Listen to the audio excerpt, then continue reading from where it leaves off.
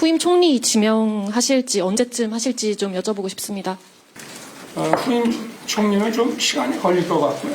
제가 지난 금요일 날 이재명 대표에게 이제 용산 초청을 제안했기 때문에 그와 관련해서 좀 여러 가지 또 좀 얘기를 주고 받아야 되는데 제가 볼 때는 정무수석을 좀 빨리 임명해서 신임 수석이 그런 걸 좀 준비하고 진행하는 것이 좋겠다는 판단을 하게 됐습니다. 네, 이제 신임 수석이 이제 그런 점들을 좀 준비하는 것이 좋겠다. 그래서 아마 오늘 중으로도 이제 활발하게 양쪽에 접촉이 있을 것으로 보입니다. 더불어민주당의 비서실장하고 이제 대통령실의 정무수석하고 소통 창구가 될 것으로 보이는데요. 김민수 대변인께 여쭤보겠습니다. 그래서 결국은 이제 국무총리를 어떤 방식으로 임명할 것이냐의 문제인데 아주 극단적인 의견 중에는 차라리 이재명 대표한테 당신이 사람을 추천해 보시오 라는 말까지 가는 것 아니냐. 지금 이 얘기가 나오고 있어요.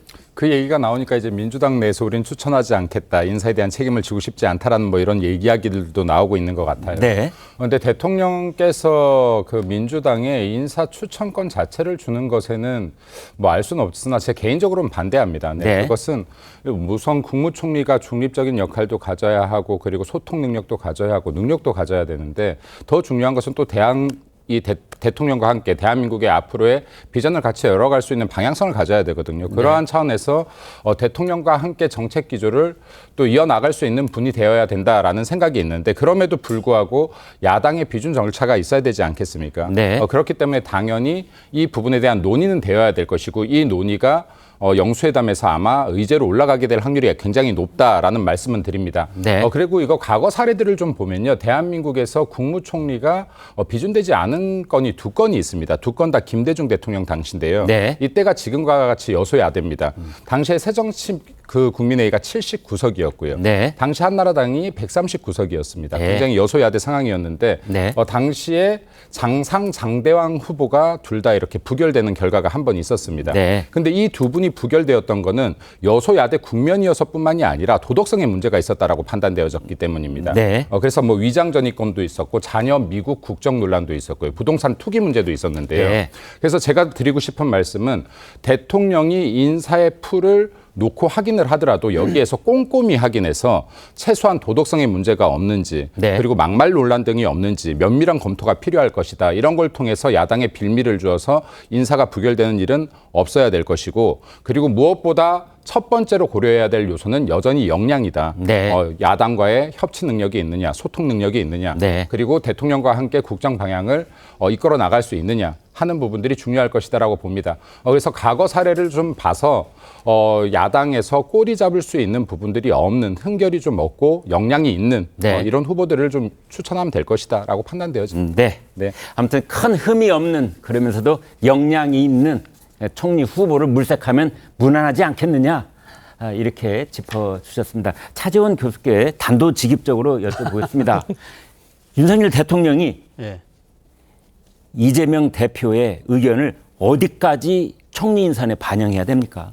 저는 뭐 아무래도 그러니까 윤 대통령 입장에서는 본인의 좀 일종의 보관을 드러내놓고 네. 이재명 대표의 의견을 수렴하는 방식이 좀 낫지 않을까 생각합니다. 보관을 이제 어디까지 그러니까 본인이 내심 생각하고 있는 후보군들 몇 명을 보여주면서 고유명사를 고유명사를 보여주면서 이런 분들 정도를 내가 지금 생각을 하고 있는데 이 네. 정도면 가능하겠습니까? 네. 아니면 뭐 여기에다 좀 더 플러스 알파로 지금 뭐 혹시 추천하실 분 계십니까? 네. 그러면 뭐 이재명 대표 입장에서는 아마 제 생각에는 뭐 본인의 속내를 드러내면서 특정 인물을 거론하지는 않겠지만 네. 이런 기준을 제시하면서 여기에 맞는 인물이 좀 됐으면 좋지 않을까요? 라고 이야기를 할 것 같은데 네. 뭐 제가 생각했을 때는 일단 야당의 입장에서는요. 일단 차기 총리와 관련해서 일종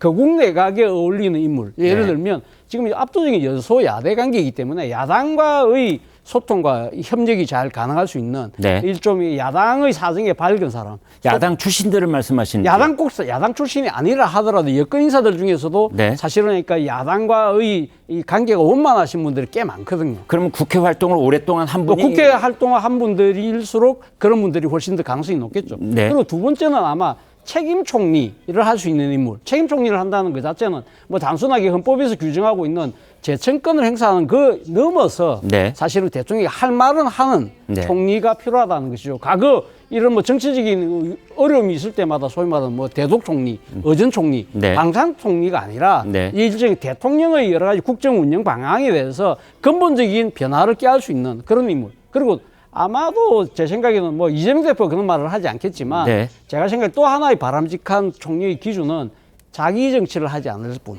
예를 들면 이 총리 이번에 이 총리 자리를 그 이용해서 자신의 정치적 도약을 위한 뭐 이 하나의 대권 도전을 위한 중간 다리로 뭐 삼지 그런 않는 사람. 식으로 가는 인물이 된다고 한다면 네. 상당히 어떻게 보면 국정이 산으로 갈 수도 있거든요. 그런 정도의 기준을 아마 윤 대통령께서 생각을 하신다고 한다면 저는 뭐 적임자를 구할 수 있지 않을까 생각이 듭니다. 네, 우리나라 헌법은 제 87조인가 그렇습니다. 국무위원은 국무총리의 제청을 받아 대통령이 임명한다 이렇게 되어 있습니다. 이제 거기에 그 들어있는 국무총리의 제청을 받아 이 부분을 대통령이 어디까지 받아들이느냐 이제 이게 문제인데요. 이제 그 문제를 흔히 우리가 책임 총리와 연결지어서 많이 얘기를 하곤 했는데 그 점까지 짚어주셨습니다. 성치현 의장께 여쭤보겠습니다. 이제 지금 대통령하고 그다음에 야당 대표하고 영수회담이 임박해 있는데 그래서 결국은 거기에서 지금 국민적 제일 큰 관심사가 국무총리 후보를 놓고 두 사람이 어떤 의견 이슈를 보느냐 이 문제인데요. 지금 이제 구체적으로 고유명사를 가령 3명이면 3명 이름을 내놓고 이재명 대표의 의견을 묻는 방식이 어떻겠느냐라는 말씀을 주셨어요. 어떻게 생각하십니까? 그거 이재명 대표가 받아들이겠습니까? 저는 국무총리에 관한 이야기도 하실 텐데 네. 방금 말씀하신 대로 뭐 고유명사를 꺼낼 수도 있고 아닐 수도 있습니다. 예. 그런데 저는 이재명 대표의 태도와 입장은 그 다른 부분에 다른 이슈와 관련된 이야기에서 결정될 거라고 봅니다. 그게 뭔 말이냐면 예를 들면 뭐 25만 원 민생지원금 관련 이슈라든지 네. 지금 야당에서 계속해서 주장했던 이슈에 대해서 대통령이 얼마나 전향적인 태도 아니면 좀 열려있는 태도를 보여주느냐 아니면 그거에 대해서 그냥 무조건적인 반대를 하시는 게 아니라 좀 대안을 내놓고 앞으로 정말 협치를 하겠다.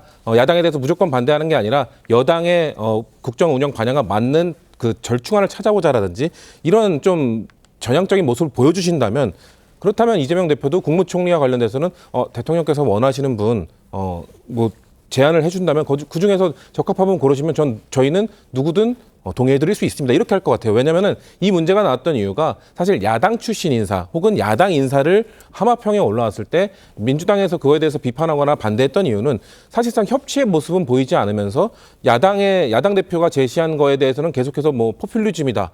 미래를 망치는 행위다 이렇게 비판을 하시면서 마치 국무총리 인선을 통해서 협치를 하시는 모습을 보여주려는 그런 부분에도 비판을 했던 거거든요. 근데 그게 아니라 진짜 실제 영수회담에서 대통령께서 정말 다른 모습을 보여주신다면 이재명 대표께서도 국무총리 인선에 대해서 굳이 반대할 명분도 사라지는 것이고 그에 대해서 막을 이유도 없어지는 거라고 봅니다. 그렇기 때문에 저는 국무총리 인선도 상당히 지금 첨예한 이슈고 주목을 받고 있는 이슈지만 결국 다른 이슈에 관한 그 논의 과정 속에서 보여지는 대통령의 입장, 태도를 보고 이재명 대표가 아마 대응하지 않을까 좀 그렇게 보고 있습니다. 네.